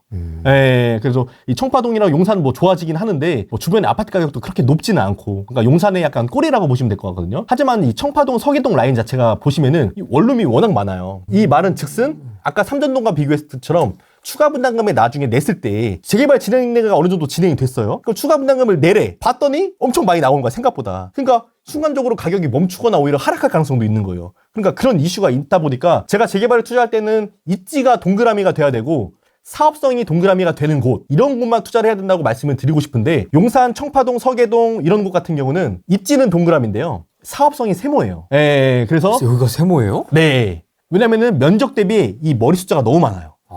예, 그러니까 나눠 먹는 사람이. 예. 가보면 굉장히 낙후된 빌라가 많아서 네. 이제는 금방 되겠다 싶었거든요. 네. 근데 도로도 가보시면은 좁고 이러다 보니까 바로 옆에 집을 짓고 바로 옆에 집을 짓고 이러다 보니까 그 세대수의 머리 숫자가 너무 많더라고요. 그런 것들이 서울에 몇 군데 있습니다. 효창동 같은 경우도 지금 뭐 너무 좋은 이유가, 효창동 같은 경우도 지금 용산공원 왼쪽에 이제 여기가 실제로 가보시면은 국제업무단지지구 입지가 허 벌판이거든요. 예, 근데 이 허 벌판 자리가 뭐 100층짜리 2개가 들어온다, 고급 일자리가 여기에 들어온다, 뭐 단군 일의 최대의 사업이다, 뭐 이렇게 지금 불리고 있는 국제업무단지지구의 땅인데요. 네, 이 땅과 이제 가까운 데가 이제 이 효창동과 이 원효로거든요. 네, 근데 이것들도 이 국제업무단지구가 용산구청장이 지난달인가? 지지난달에 발표를 했어요. 용산 개발을 하겠다. 용산 국제업무지구 단지를 개발하겠다는 거를 뭐 이렇게 정리해가지고 막 단톡방에 또 돌아다니더라고요. 그러니까 사람들이 이제 여기 이제 개발을 하나 보다. 왜냐면 여기 빈 땅이 소유권 문제 때문에 개발이 계속 지지부진 늘어졌거든요. 근데 이제 개발에 대해서 이제 압력이 용산구청장도 발표를 했기 때문에, 그래서 지금 원효로나 이렇게 효창동 같은 경우도 인기가 많아지고 있는 거고요. 그러니까 이런 것도 사실은 조금 몇 달 전에 먼저 좀 투자를 하셨어야 되는데, 이렇게 발표 호재가 나고 난 뒤에 투자를 하면은 이미 나는 한 발자국 늦게 들어가는 거거든요. 그래서 저는 효창동, 원효로 뭐 전체적으로 너무 좋지만 투자하기엔 시기에 타이밍적으로 봤을 때 이렇게 호재가 발생되고 바로 들어가는 거는 굉장히 내가 호가의 매물을 잡을 확률이 높다, 이렇게 좀 조언을 드리고 싶네요. 효창동 구역 지정이 안 된 곳은 어떤가요? 지금 보시면은 지금 구역 지정이 안 된 곳을 물어보는 게 지금 딱 여기 물어보시는 거거든요. 여기? 네, 가운데. 이빨 빠진 데. 이빨 빠진 데. 여기. 예, 보면은 효창공원 아래쪽 같은 경우는 3080 도심 복합 사업이라서 얘 같은 경우는 21년도에 서울에서 박원시장이 다 서울 재개발을 해제하면서 이번에 이제 너네 재개발 다 안 돼 이랬다가 재개발 해줄게 라고 해서 공공재개발로 해줄게, 대신 이득을 너네랑 우리랑 같이 나눠서 벌자 해서 나와서 나라가 강제로 지정해 준 곳이거든요, 여기가. 네. 강제로 지정해 줬는데 그 중에 입지가 가장 좋은데요. 원효로 2가. 그래서 공공하는데 문제는 뭐냐면 여기는 그 이후에 이제 신소통합이 새로 나왔단 말이에요. 네. 그러니까 사람들끼리 이제 싸우는 거예요. 아, 신통으로 네. 가자. 우리가 원래는 재개발을 원래 서울시에서 안 해줬으니까, 원래 박원순 서울시장 때 안 해줬으니까, 야, 공공이라도 나라에서 찍어줬으니까 고맙잖아요. 그래서 야, 우리 이거 하자 했었는데 그 이후에 신소통합이 나왔어. 오세훈 시장이 나오면서. 그러니까요, 맞아. 그러니까 이 사람들이 야, 더 좋은 게 나왔잖아. 근데 원래 있던 사람들은 야, 여기서 혜택 많이 준대잖아. 사람들끼리 굉장히 이제 이해관계가 원효로 2가는 좀 복잡한 문제가 있고요. 오른쪽 같은 경우는 이제 원효로 1가. 여기는 역세권 도시 정비 사업인데, 역세권 사업이 처음에 나왔을 때는 역에서 가까운 곳을 재개발한다는 건데 처음에는 면적 제한이 없었는데 중간에 이게 1, 2년 전에 면적을 2만 제곱미터 이하만 가능하다고 바뀌었어요. 근데 여기는 지금 면적이 넓은 거거든요. 그래서 그 전에 했기 때문에 역세권이지만 면적이 넓은 좋은 혜택을 가지고 있어요. 예, 하지만 이곳 같은 경우는 이제 임대 비율을 뭐 30-40%로 줘야 되기 때문에 역세권이라서 높게 용적률을 줘가지고 높게 지어주는 건 좋은데 임대 비율이 많이 들어가니까 이런 게 좀 단점이 될 수가 있어요. 근데 결과적으로는 지금 여기 원효로 1가를 투자하려면 투자 금액이 6, 7억이 들어가거든요. 비싸죠. 네, 비싸요. 부담된다. 네, 비싼데 그렇다 보니까 왼쪽에 보면 효창구가 또 하나의 파란색이 쳐져 있죠. 네. 네, 효창구는 역세권 같은 경우도 투자를 하려면 지금 5, 6억이 들어가요. 비싸죠. 그러니까 투자 금액이 비싸니까 지금 질문 주신 분이 이 사이에 또 하나가 있단 말이에요. 이 사이가 하나가 있는데 질문이 그래서 질문하셨군요. 네, 여기는 투자 금액이 지금 싸게 나오는 건 저한테 부동산에서 연락 오는 거는 2억대, 비싸게 나오는 거는 3억대예요. 그러니까 얘도 이제 좀 될 수 있지 않을까라는 견해인데, 결과적으로 말씀드리면은 저는 이렇게 입지 좋은데 이렇게 추진을 안 하는 곳을 투자를 할 때는 결과적으로 옆에 있는 가격을 보면은 옆에가 비싸잖아요. 근데 2억대, 3억대의 투자금을 넣었을 때는 저는 이 가격이 쉽게 빠지진 않을 거라고 봐요. 근데 여기를 실제로 가보시면은 지도로 봤을 때는 괜찮은데 막상 이렇게 보니까 어때요? 깨끗하죠. 깨끗하네? 그러니까 너무 깨끗하잖아요, 지금. 다 신축이네? 그러니까요. 예. 아니, 그것도 예. 뭐 2, 3층짜리도 아니고 다. 그쵸. 제가 이렇게 일부 찍었는데 너무 깨끗하잖아요. 예. 안 될 것 같은데? 예, 그러니까요. 근데 2, 3억대가 왜냐면은 옆에 주변만 이제 이렇게 있고 여기도 조금 구축이 있긴 한데, 예, 그 가운데로 가면 이거 보시면은 너무 깨끗해요, 이 정도는. 너무 정갈한데? 네, 그래서 이거는 아파트를 완성으로 해서는 생각해서는 투자하기가 좀 어렵고요. 하지만은 옆에 대비했을 때 아직은 그래도 투자 금액 2, 3억 되면은 이게 쉽게 더 빠지진 않을 것 같다라고 생각을 합니다. 그래서 저는 이걸 뭐 아파트를 이거를 받고 싶으세요라고 하면은 이런 데 투자하시면 안 돼요라고 말씀을 드릴 것 같은데, 이거를 투자해서 그냥 저 아파트 안 돼도 되니까 그냥 뭐 이렇게 좀 더 이상 떨어지지 않고 용산을 하고 싶다. 그럼 용산에서 제일 저렴한 데 중 하나거든요. 용산에 2억대 투자할 데가 없단 말이에요. 그러니까 그러신 분들은 한번 검토를 해보셔도 좋다고 봅니다. 2억대. 네, 2억대. 본인은 한다, 안 한다? 저는 안 하죠. 그걸로 정리가 되는 거야. 네, 깔끔하게 정리가 되는 거지. 네네네. 네. 2억대면 할 게 더 많다. 네, 더 많다. 그러니까 여기도 나쁜 건 아니지만 2억대면 더 좋은 데가 많다. 나 어디 지역에 꼭 등기를 쳐야 된다, 이런 거. 네, 맞아요. 약간 답을 정해놓고 상담하는 경우도 좀. 네, 있을 맞아요. 근데 어디에 프레이님 봤을 때는 어딘 것 같으세요? 서울에서 사람들이 좋아하는 데가 저한테 어디 가고 싶다. 차양, 네. 용산, 네. 뭐 이런 데 아닐까요? 맞아요. 거의 마포.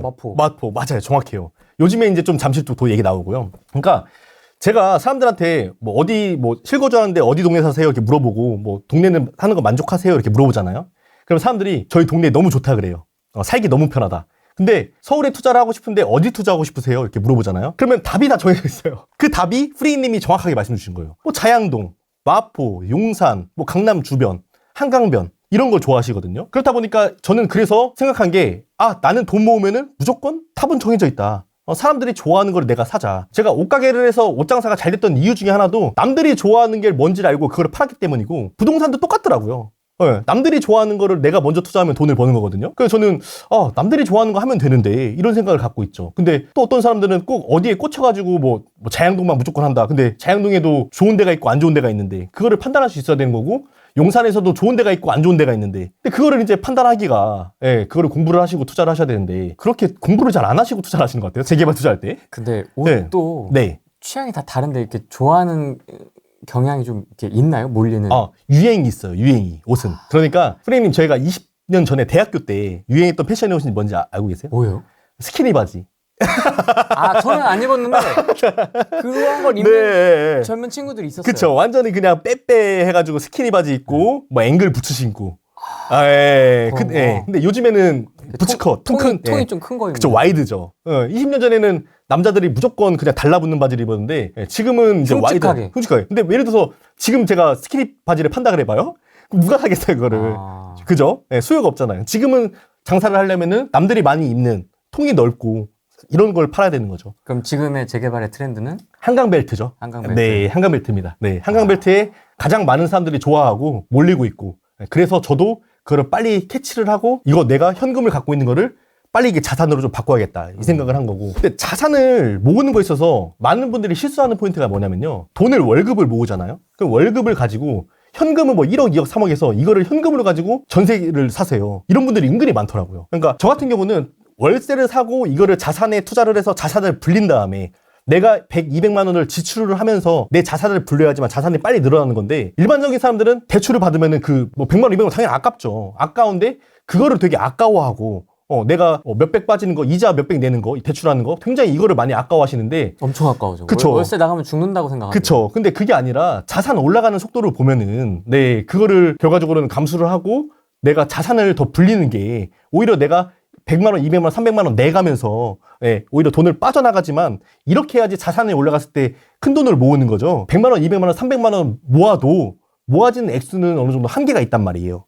그렇다 보니까 여러분들이 좀 현금을 많이 갖고 있으면서 이거를 저는 상담을 하면서 최근에 뭐 9억에 살고 전세를 하고 있는데 그거 다 현금으로 계신 분도 봤거든요. 이렇게 하시면 안 된다.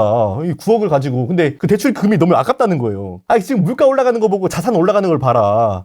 그렇게 하시면 안 된다. 그렇게 조언을 드렸는데. 월세로 바꾸신대요? 네, 바꾸신대요. 네, 월세로 바꾸시고 이제 그거를 이제 서울 재개발에 투자를 하고 싶다. 한강뷰에 태우겠지? 네. 돈이 지금 다 한강뷰, 한강벨트로 몰리고 있습니다. 3년 정도에서 3억대? 네. 3년 전에 3억에 사신 분이 지금 7, 8억이니까. 네. 월세가 이렇게 오르진 않잖아요. 그렇죠. 이거는 그러니까 아까 말씀 주신 자양 이동의 한강변 투자 사례 같은 경우는 이분도 아마 이 3억대 투자를 할 때 주변에서 여기 재개발 안 돼. 엄청나게 이렇게 얘기를 들었을 거예요. 근데 자양 이동 한강변 같은 경우는 저도 이제 많이 추천을 했던 곳이거든요. 제 수강생들도 많이 샀어요, 여기를. 근데 또 많은 사람들도 이렇게 하겠죠. 거기가 또 재개발 안 돼. 지금도 얘기하겠죠. 근데 제가 드리고 싶은 포인트는 3년 전에 3억에 사서 지금 7, 8억인데 지금 팔아도 엄청난 이득이란 말이죠. 그러니까 좀 재개발 투자를 왜 자꾸 아파트를 완성이 돼야지 안전하다고 보는 건지. 빌라의 가격이 오르면 그게 안전한 거예요. 예, 저는 그렇게 생각합니다. 최근에 제 한강변 이렇게 많이 샀어요, 근데? 네, 제가 최근에 수업을 했을 때 제 수강생들을 다 이제 투자를 도와드렸는데. 여긴 뭐고, 여긴 뭐고, 여긴 뭐예요? 이게 제가 관광버스를 빌려갖고 이제 임장을 다니는 모임을 운영을 하는데요. 팀? 네, 팀이에요. 그래서 이걸 첫날 간 팀, 두 번째 간 날 팀, 세 번째 간 날 팀이거든요. 팀별로 이렇게 나눠놨는데, 팀별로 해서 이제 그분들이 이제 매수할까요? 라고 물어보면은 제가 이제 그게 이제 안전한지 불안정한지 이제 체크를 해드리는 거고, 이게 싼지 비싼지는 저는 매물 데이터량이 워낙 많으니까 이건 비싸요, 사면 안 돼요 라고 해서 이건 괜찮아요 라고 했을 때 사시는 분들이고요. 그래서 결과적으로는 가장 투자 금액이 많이 들어간 거는 11억대가 들어갔고, 가장 투자 금액이 최근 2달 사이에 적게 들어가신 분은 투자금 3,300만 원이 들어가셨고. 이거 괜찮아요? 뭐 괜찮으니까 오케이 하셨겠지만은. 지금도 다시 팔아도 한 3천만 원은 더 비싸게 팔 수 있어요. 이렇게 가능한가요? 네. 왜냐면은 이분이 3,300만 원에 투자를 하셨는데, 그리고 나서 조금 있다가 여기에 레미안 현수막이 붙었어요. 뭐 사업 추진을 응원합니다. 막 이렇게. 우리 들어가고 싶어요. 네. 그러니까 또 동네 사람들이 관심을 보이면서 매물이 갑자기 또 씨가 말라드는 상황이 된 거거든요. 야. 네. 투자하신 뭐 한 달도 안 됐죠. 지금 기준으로는. 이거 허를 찌르는 지역입니다. 여기. 네. 전혀 생각을 못했습니다. 그러니까 이제 그게 데이터 싸움인 것 같아요. 네. 그런 곳을 얼마나 많이 알고 있고. 네. 그러니까 사람들이 저 같은 경우는 신도통합 동의서를 걷는다. 그럼 그 전에 미리 알고 있기 때문에, 일반 사람들은 이제 걷어야지 그때 알잖아요. 저는 미리 알고 있으니까 그런 것들이 다 이제 정보인 거고요. 그러니까 결과적으로는 제 허락을 받고 다 매수를 했는데, 이 중에 지금 한두 분 같은 경우는 제가 하지 말라는데 하신 분도 계세요. 뭐 개인의 그 선호가 있어서. 그러니까 제가 하지 말라고 했는데, 예를 들어서 1억대에 지금 이렇게 마포에다가 투자를 하신 분이 계세요. 마포에 1억대면 싸잖아요. 네. 그럼 마포 중에서도 1억대에 괜찮은 데 마포가 있고, 마포 중에서도 저쪽 왼쪽 끝에 막 오른쪽 이런 데는 하면 안 되거든요. 예. 저쪽 왼쪽 예. 끝에. 예. 그러니까 마포가 1억대면 싼 건 맞죠. 그럼 1억대로 마포에서 괜찮은 데가 있고 안 괜찮은 데가 있는데, 제가 여기를 하지 말라고 말씀을 드렸거든요. 네. 이거 마포 1억대라도 하면 안 된다. 근데 갑자기 저한테 이제 잠실 송파에 1억대에서 매물을 저한테 보여주는 거예요. 그리고 제가 이거 해라. 저는 그거 안 한 줄 알고, 도사님 죄송한데 사실은 제가 그거 매수했어요 이러는 거예요.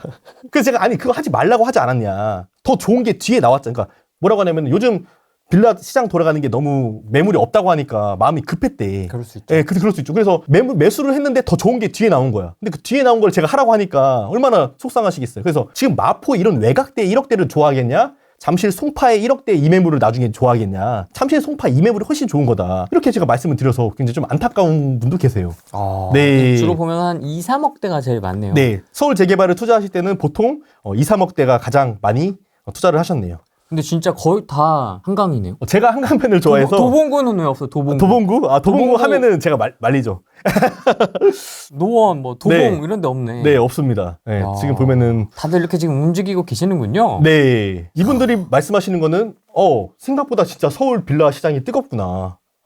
이거는 뭐 내가 서울에서 재개발 빌라를 살까 말까 고민했는데 막상 가니까 물건이 없으니까 이제 더 사고 싶은 거예요. 예, 그래서 이게 지금 뉴스에서 봐서는 10월 15일 대책이 나오고 나서 뉴스에서 빌라에 대해서 두 가지가 나오더라고요. 하나는 틈새 시장이 벌어졌으니까 투자자들이 서울 빌라에 더 몰릴 거다라는 기사가 나오고, 하나는 10월 15일 대책이 나오고 빌라 거래량도 줄었다. 거래 뚝 뭐 줄었죠. 이런 기사. 근데 이 뚝 기사가 결과적으로는 서울의 외곽 그리고 재개발이 안 되는 빌라는 뚝 끊기게 맞고요. 서울 한강벨트에 있는 재개발을 추진하고 있는 이런 빌라들은 없어서 못 사요. 저는 그래서 거래량이 주는 것도 맞다고 봐요. 살 사람은 100명인데 물건 자체가 10명이니까 심지어 그 10개의 매물도 산다고 하면 매물을 걷어버리니까 굉장히 지금 서울 빌라의 재개발을 투자하시는 분들은 약간 허탈한 상황이실 거예요. 그러니까 아파트를 막아놔서 지금 그쪽으로 간 거죠. 맞아요. 약간 어떻게 네. 보면 뭐 틈새까지 아니지만 어쨌든 네. 기회가 열려 있으니까. 이번에 뭐 예를 들어서 19년, 20년도, 21년도 이럴 때는 뭐 지방에 빨리 사는 사람이 무조건 이득이었잖아요. 뭐 어느 거라도. 네. 천안 막으면 아산 가고 맞아요. 아산 막으면 네. 뭐 어디 가고 막 이랬지 그리고 안 않습니까? 사는 사람이 바보였죠. 네. 왜냐면 사면 그냥 무조건 다 오르니까. 예, 근데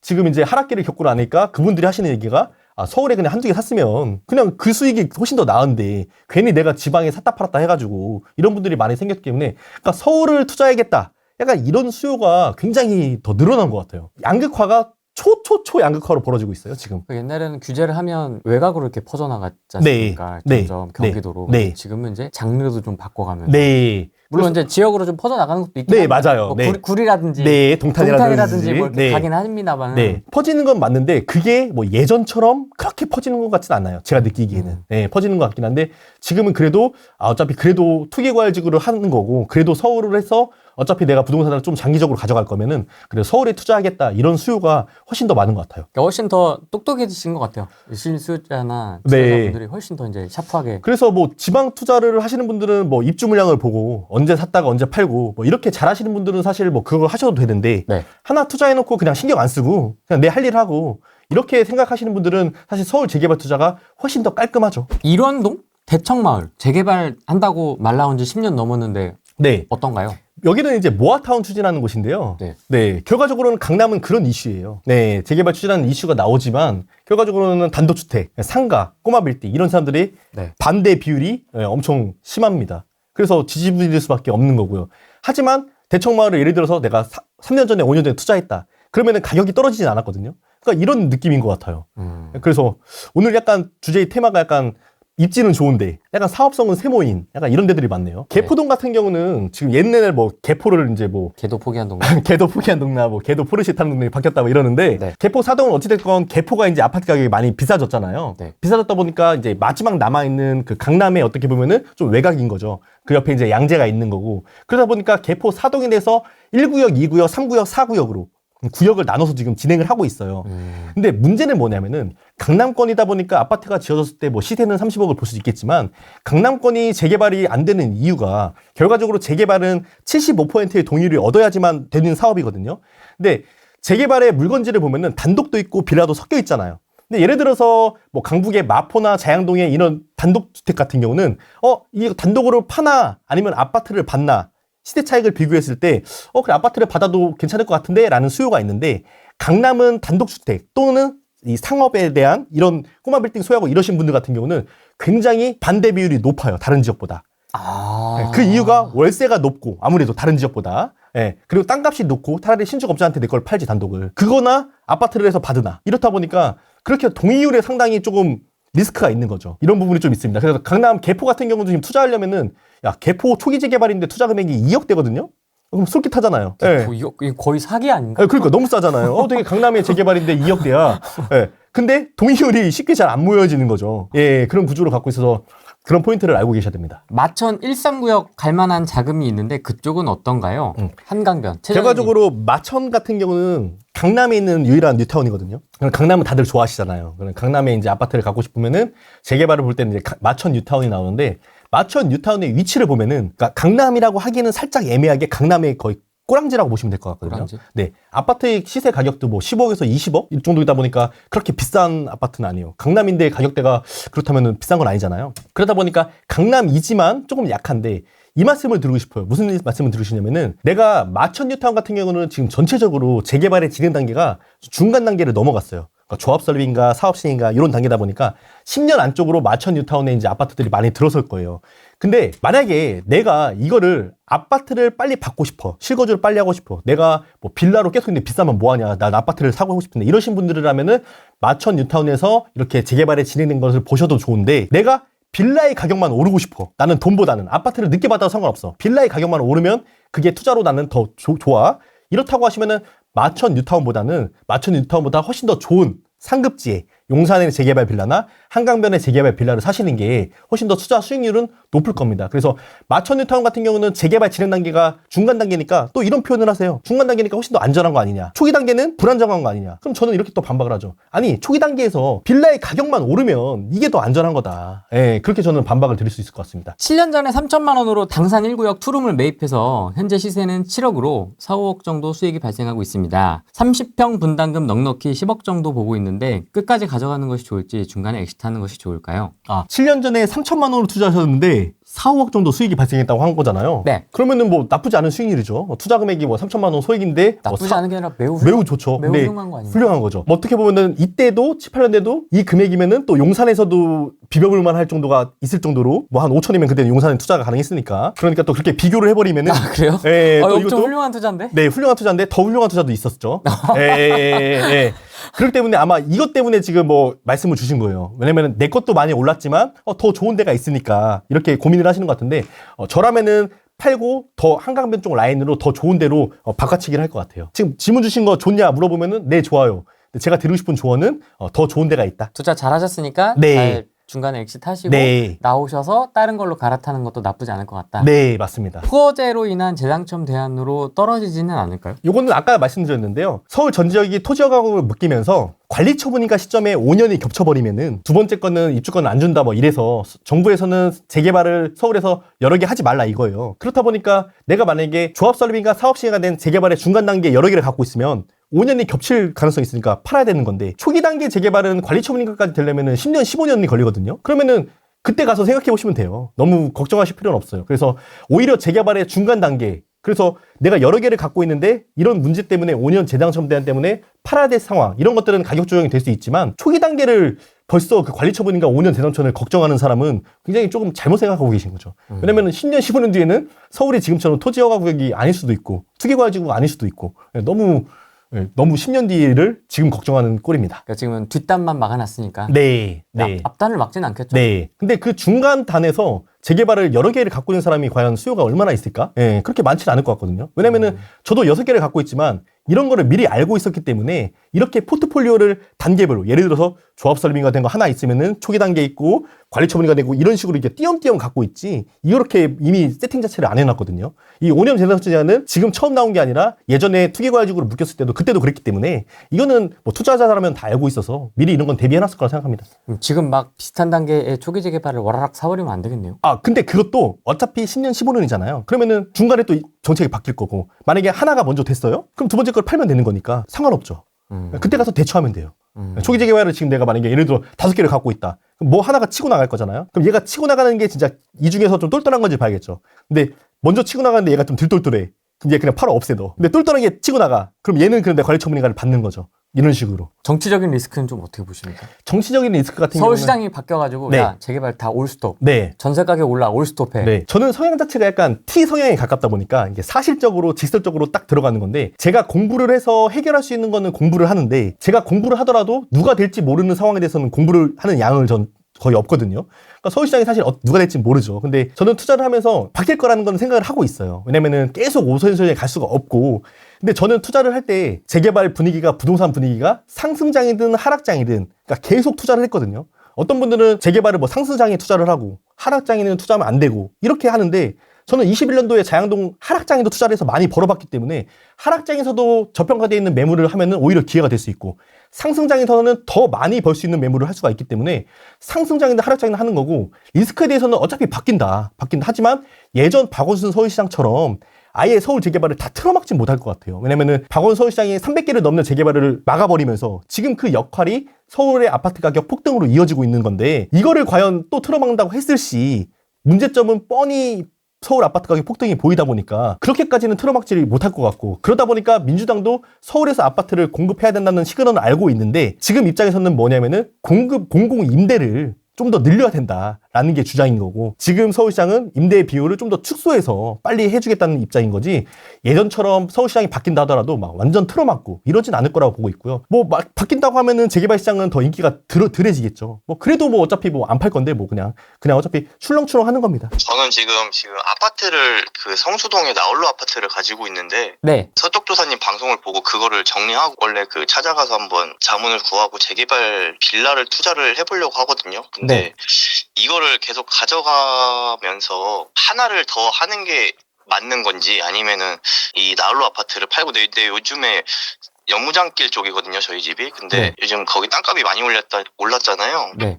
평당가가 지금 막 4억씩 찍고 하는데 네. 그거를 좀 수혜를 받을 수 있는지 없는지도 잘 모르겠고 그래서 요거를 정리하고 빌라를 투자하는 게 맞는지 한번 여쭤보고 싶어서. 그 아파트를 몇 년도에 얼마에 구입하셨죠? 근데 이거를 저희가 이번 상승장 전에 네. 좀 급매로를 잡아서 구입을 네. 했는데 네. 다른 아파트들은 진짜 많이 올랐거든요, 옆에. 근데 네. 저희 아파트는 사실 한 1억 정도? 1억 정도밖에 안 올라서. 네. 얼마에 매수하셨고 지금 얼마 정도죠, 시세가? 제가 10억 초반에 샀는데 지금 11억이 호가긴 한데 네. 호가가 아니라 실거래가가 11억이고 네. 지금 매물이 없어요. 그래서 네. 지금 호가는 얼마인지 모르겠어요. 결과적으로 뭐 성수하면은 누구나 다 좋은 지역인데 네. 성수 중에서도 이제 좋은 물건이 있고 조금 덜 좋은 네네. 물건이 있는데 그 중에서 아무래도 나홀로 아파트라고 하다 보니까 조금 덜 좋으니까 이거에 대해 좀 찝찝함이 있으실 것 같아요. 맞아요. 네. 그래서 그러면 추가 금액을 얼마 정도로 여윳돈을 갖고 계세요? 1억 좀 안 될 것 같은데. 1억 좀 안 될 것 같아요. 만약에 이거를 매도한다고 하면은 지금 나홀로 아파트는 지금 전세가 껴있는 상황인가요? 아니요, 여기 월세 줬어요. 그러면은 내가 만약에 이걸 판다고 했을 때 금액이 얼마 정도 회수가 되죠? 3, 4억 될 것 같은데요. 3, 4억 될 것 같아요? 네. 그럼 3, 4억에서 뭐 1억 더하면은 뭐 4, 5억 정도네요? 그러면은 저라면은 지금 성수동에 나홀로 아파트를 매도를 하고요. 네. 매도를 하고 한강변 쪽에 네. 4, 5억 쪽에 이제 재개발 빌라를 매수하는 걸 추천드리고 싶은데 네네. 남들 같은 경우는 얘기했을 때 아니 아파트를 어떻게 성수동인데 이걸 팔고 재개발 빌라를 사는 게 맞냐라고 생각하실 수가 있는데 네네. 지금 제가 아까 오늘 영상을 보셨으면은 저는 지금 올해 7월달에 10월달에 샀는데도 불구하고 지금 한 5억 정도가 상승을 했단 말이에요. 네. 그러니까 투자를 잘 하면은 네. 훨씬 더 높은 시세 상승을 볼 수 있다 보니까 네. 이렇게 조금 덜 좋은 아파트 같은 경우는 저는 팔 수 있을 때 매도를 하고 더 똘똘한 빌라를 했을 때 오히려 아파트보다 더 좋은 시세 상승을 거둘 수 있고 네네. 그럴 것 같다라고 생각이 들어서 왜냐면은 추가 금액 자체가 제가 만약에 뭐 좀 더 여유가 있으셨으면 이런 거 가지고 또 투자할 수가 있으니까 네. 이거는 방향성을 추가 매수를 도와드릴 수가 있을 것 같은데 네. 지금 갖고 있는 거 대비했을 때 여유 자금이 1억이라는 거는 물론 1억이라는 돈도 서울에서 투자를 할 수가 있거든요. 네네. 근데 그것보다는 4, 5억 정도의 자금으로 투자를 했을 때 나중에 수익률이 훨씬 더 커질 거다 보니까 네. 지금은 조금 덜 똘똘한 거는 좀 매도를 하고 네네. 오히려 덜 똘똘한 아파트보다 더 똘똘하고 재개발 빌라가 더 큰 상승률을 거둘 수가 있으니까 좀 이쪽으로 깔끔하게 하나로 바꾸시면 좋을 것 같아요. 왜냐면은 지금은 또 서울은 전 지역이 토지허가구역, 투기과열지구로 묶였다 보니까 두 번째 주택을 취득하는 순간 취득세가 8%가 발생하잖아요. 네. 그렇다 보니까 주택수를 쓸데없이 늘리지 마시고 네네. 저도 만약에 돈이 한 번에 여러 개 있었으면 주택을 6개까지 안 늘리고 한두 개로 끝냈을 것 같거든요. 그러니까 지금 이렇게 줄일 수 있을 때 더 좋은 재개발 빌라로 바꾸시는 게 좋을 것 같습니다. 그러면은 아파트에 연연하지 말고 그냥 빌라로 재개발 똘똘한 빌라로 가는 게 낫다 이 말씀이신 맞습니다. 거죠? 네. 지금 그러면은 그 빌라를 구매하더라도 전세를 줄 수가 있나요? 빌라는? 제가 잘 몰라서. 네. 지금 많은 분들이 착각하시는 게 서울에는 이제 투자를 못하는 거 아니야? 라고 생각하시는데 네. 아파트만 그렇고요. 저도 이번에 뭐 7월달, 10월달에 최근에 투자를 했잖아요. 네네. 다 전세 끼고 월세 끼고 이렇게 투자한 것들이거든요. 네. 그렇기 때문에 지금 이렇게 생각하는 분들이 수요가 몰리다 보니까 네. 오히려 그 규제 때문에 더 서울 빌라가 인기가 많아지고 있어요. 이게 정부에서 약간 빌라는 전세 사기 프레임 씌워가지고 네. 전세 구하기 막 어렵고 막 이러진 않을까요? 그거 제가 맞으시는데? 빌라를 12개를 관리하고 있는데 네. 지금 전세 못 맞춰서 스트레스 받은 적 한 번도 없어요. 아, 네, 제가 직접 하고 있는 사람이니까 네네. 만약에 빌라를 사실 때 뭐 빨간 벽돌 오래된 빌라 막 이런 거 사고 네네. 이러면 전세입자 받기가 어렵죠. 예, 그래서 그런 빌라 사거나 막 반지하 빌라 사고 이런 거 사니까 전세 받기가 어려운 거고 네네. 네, 좀 이렇게 신축급 좀 깔끔한 빌라 이런 거는 전세 받기가 쉽습니다. 그래서 걱정 안 하셔도 돼요. 알겠습니다. 나중에 그러면 네. 한번 찾아가겠습니다. 알겠습니다. 또 뵐게요. 감사합니다. 그리고 저 프랭이님 팬입니다. 감사합니다.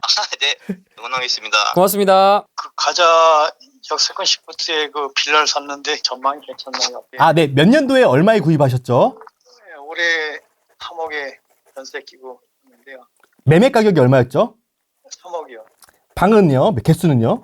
투룸 그러면은 투자 금액이 얼마 들어가셨어요? 1억 5천 전세 주고 1억 5천이요. 네, 1억 5천 전세 주고요. 투룸인데 전세가 1억 5천밖에 안 들어간 이유가 있을까요? 9억 이래 나왔고 9억, 오래된 거, 그죠? 예예. 네, 그래서 제가 이제 재개발 투자를 할 때는 이렇게 좀 오래된 빌라를 사지 말라고 좀 많이 말씀드리잖아요. 네, 몇 년도 거죠? 30년 전 됐어요. 그러니까 30년 됐죠. 예. 그래서 제가 말씀드리는 것도 이렇게 제가 지금 투룸이고 전세 가격 들으니까 바로 그냥 말씀드렸잖아요. 그죠? 이렇게 오래된 빌라를 사시면은 나중에 이제 관리하기도 어렵고 하시다 보니까 그러니까 제가 드리고 싶은 포인트는 가자 역세권 같은 경우는 신축급을 사시더라도 투자 금액이 1억 5천이면 살 수가 있거든요. 네, 투자를 할 수가 있어요. 근데 왜 이렇게 구축을 사셨어요? 없어요. 물건이 없어서? 네, 그래서, 네, 그런 부분이 조금 아쉽고, 네, 일단 너무 30년 된 빌라 이런 거는 조금 관리하기도 어렵고, 저는 좀 추천을 좀 안 드리는 편이고, 투자 금액이 1억 5천이면은 사실 저라면은 여기보다는 좀 더 좋은 동네도 많이 있을 거라고 생각이 들거든요. 네, 그래서, 그래도 8평 돼갖고 지분이 좀 네, 지분이 8평 되고 그게 중요한 포인트가 아니에요. 초기 재개발에서. 남들이 내가 이 매물에 대해서 받아줄 사람이 많냐에 따라서 내 가격이 결정되는 거거든요. 전망이 어떤가요? 전망도, 네. 그러니까 전화를 주셨고 매물에 대해서 구매하신 거에 대해 연락을 주셨기 때문에, 저도 좀 좋지 않다고 말씀드리는 게 좀 조심스럽긴 한데요. 그래도 냉정하게 말씀드렸을 때, 많이 그렇게 밝다고 말씀드릴 수는 없을 것 같습니다. 왜요? 네. 마포에서도 선호하는 입지는 아니고요. 그러니까 이 투자금 뭐 1억 5천은 많이 들어간 투자 금액은 아닌데 너무 오래된 걸 사셨어요. 네, 이건 관리하기도 어렵고 나중에 되팔 때도 이런 걸 받아줄 사람의 수요가 적어요. 그나마 다행인 거는 매매 가격이 그렇게 높진 않다. 네, 라는 건데 그러니까 조금 저렴한 걸 좀 저렴하게 샀다. 예, 이런 게 좀 아쉬운 포인트인 것 같습니다. 예, 알겠습니다. 예. 네, 네, 고맙습니다. 이렇게 또 마상을 입히고 할 말을 해야 되니까. 네. 할 말은 해야지. 네, 뭐. 나중에 좋은 말 했다가 시간 지나가지고 좋다면서 이렇게 너 네가 좋다 그랬잖아. 예. 근데 안 좋은 거는 말씀을 드려야 되는 거니까. 서울 재개발 앞으로 어떻게 될 것 같다. 오늘 인터뷰 1분 요약해 주시죠. 네. 서울 재개발, 서울에 돈이 더 몰리고 있습니다. 네, 서울에 투자하고 싶은 수요가 몰리고 있는데, 네. 결과적으로는 서울 아파트는 너무 비싸고, 어차피 갭 끼고 투자도 못하고, 서울엔 투자를 하고 싶어. 근데 나는 투자 금액이 뭐 2억, 3억, 4억, 여윳돈이 있어. 특히 이러신 분들이, 서울 그래도 한강변에 하나 하고 싶어. 이러신 분들이 이렇게 수요가 굉장히 많은 것 같다 보니까, 저는 지금이 기회라고 봐요. 그래서 저도 이제 투자를 할 정도로, 여러분들도 앞으로 이제 서울 시장 변화가, 아까도 말씀드린 것처럼 좀 서울 중심부 한강벨트, 이런 곳들이 더 많이 가격이 오를 것 같거든요. 지금 시장 분위기를 보면은. 그래서 그렇게 좀 생각이 드신다고 하면은 조금 빨리 알아보셨으면 좋겠고, 재개발 같은 경우는 돈을 쉽게 버는 게 없어요, 여러분. 돈을 쉽게 공부를 하고서 투자를 하셔야지.